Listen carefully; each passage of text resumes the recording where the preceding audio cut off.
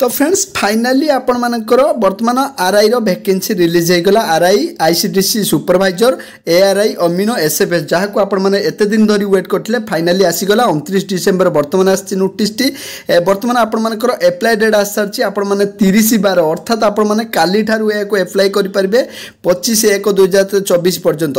Friends वर्तमान finally आपण मानकर आरआई एआरआई अमीनो एसएफएस एवं आपण मानकर आईसीडीसी सुपरवाइजर कंबाइंड एग्जाम हेकि आसीगला। कंबाइंड रिकमेंड आसीगला ऑनलाइन एप्लिकेशन आपण माने 30 ठारु आपण माने अप्लाई करि परिबे। आज आपण मानकर फाइनल नोटिफिकेशन टी आसीगला।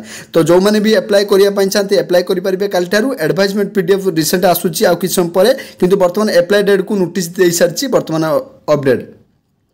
तो जो मैंने भी अप्लाई करने चाहते काली ठार अप्लाई करेंगे और फाइनल एडवाइजमेंट जो गुड़िक आपंकर डिटेल्स जो सिलेबस रही जहाँकि क्वालिफिकेशन एज कैटेगरी डिटेल्स मुझे नेक्स्ट वीडियो प्रोवाइड करुँच। बर्तमान किंतु आप अप्लाई डेट 30/12 आसीगला फाइनाली।